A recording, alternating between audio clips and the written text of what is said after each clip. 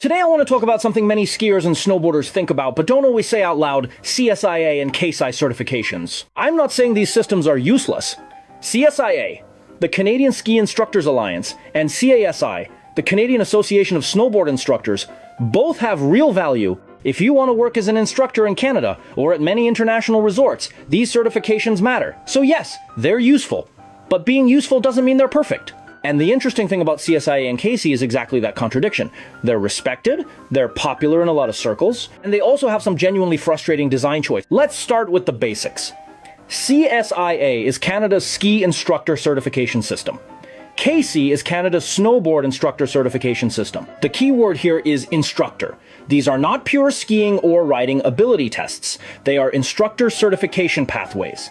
Can you demonstrate movements clearly? Can you analyze a student? Can you give useful feedback? Can you build a progression? Can you explain a technical concept in plain English? Those things matter if you want to be an instructor. Because being good at skiing or snowboarding does not automatically mean you are good at teaching. We all know people who ride beautifully, but if you ask them how to fix your turn, they just say, I don't know, just feel it. That is not a lesson, that is a vibe. So yes, teaching matters, but here's where the tension starts. Many people who enter these systems are not necessarily trying to become full-time instructors. Many of them are trying to measure their own skiing or riding ability, and that is where the mismatch begins. Now, before I get into the criticism, let's talk about why these certifications are popular. There are many certification systems around the world. In the United States, you have PSIA, AASI. In the UK and parts of Europe, BASI has strong recognition. In New Zealand, NZSIA and SBINS are highly respected. Australia has its own system, and many European countries have national pathways that matter locally. So globally, CSIA and CASI aren't simply more popular than every other system. Popularity is regional, but they are still popular for good reasons. Canada is a major English-speaking ski and snowboard market with a lot of resorts, a strong winter sports culture, and a long history of instructor education. The pathway is easy to understand. Level 1, Level 2, Level 3, Level 4. That structure is simple and easy to explain to employers, students, friends, and clients.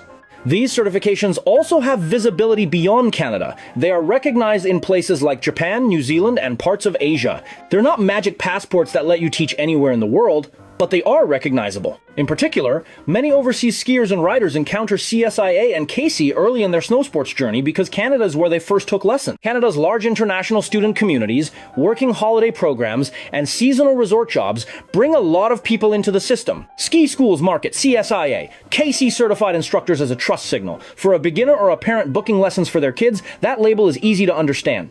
The level structure also spreads easily through social media.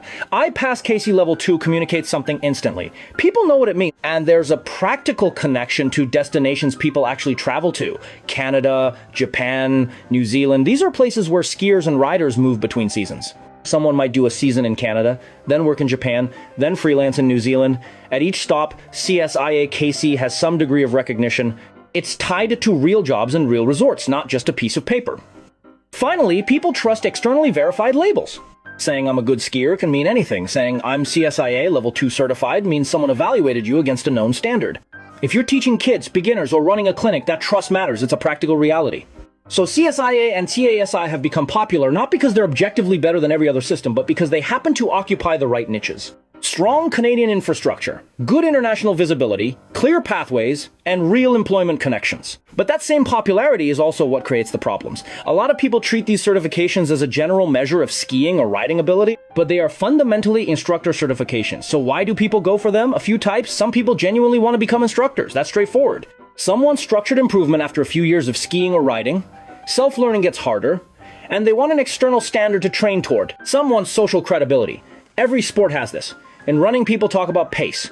In weightlifting, people talk about numbers.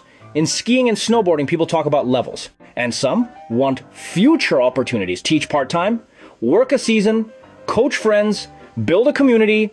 All of those motivations make sense. The problem is that many people enter the system wanting to prove I am a strong skier or I am a strong rider. But the system asks, can you teach? Those are related skills, but they are not the same thing. First, the complaint. There is no clear, mainstream, riding-only or skiing-only certification pathway. A lot of people do not want to teach. They don't want to teach kids. They don't want to explain beginner progressions. They don't want to analyze someone else's stance or edge change. They just want to know how good they are. How is my carving? How is my short turn? How is my bump skiing? How is my edge control, pressure control, body separation? Those are technical questions.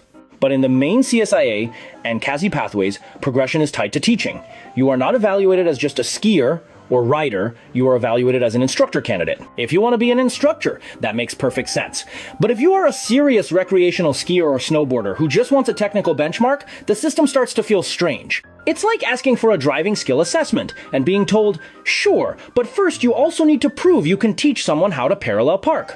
Teaching is valuable, but what if you just want to prove you can drive? That's the biggest issue. The system does not clearly separate skiing or riding ability from teaching ability. Second complaint. The gaps between levels are too large. Level 1 is an entry point.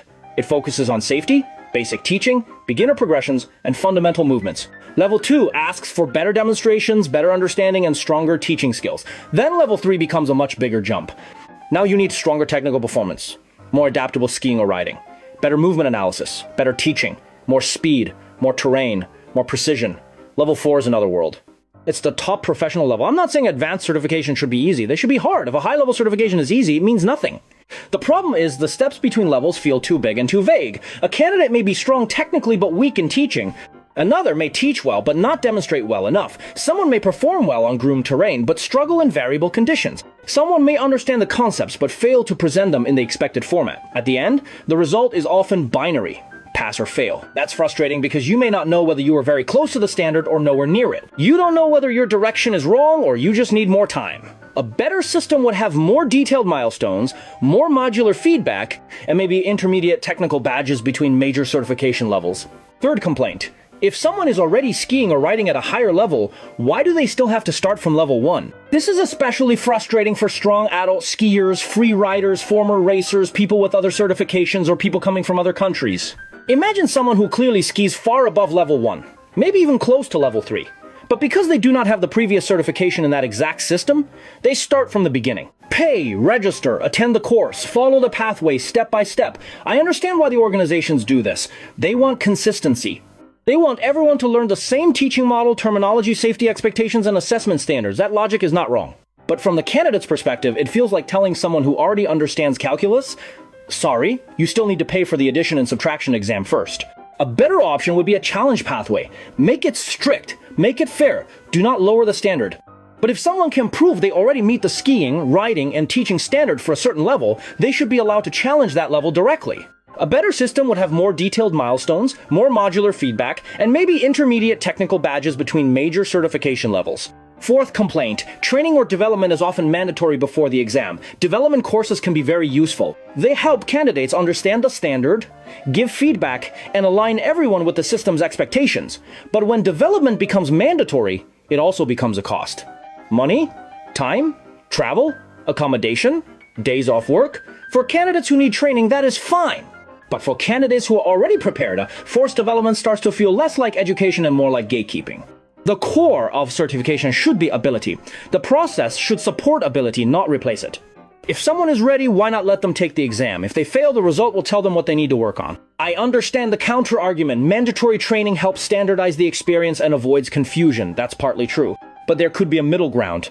Experienced candidates could apply to skip development through video review, prior certification, coaching references, or a pre-assessment. The standard stays the same. The unnecessary friction goes away. So here is the overall take. CSIA and CASI are not bad systems. They have real value. They help train instructors. They help resorts hire. They give candidates a structured pathway. They're recognizable internationally.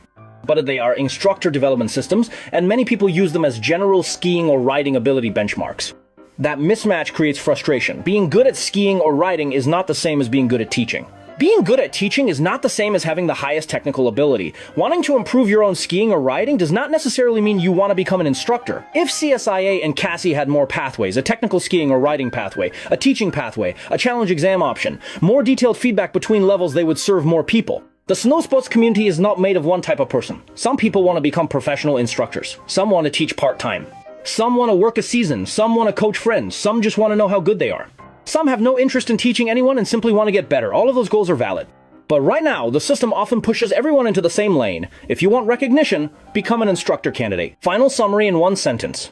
CSIA and CASI are valuable, but they are too linear, too process heavy, and too tied to the idea that skiing or riding ability must be packaged together with teaching ability. You ask the system, how good is my skiing or riding? It answers, can you teach a beginner lesson? That is the core mismatch.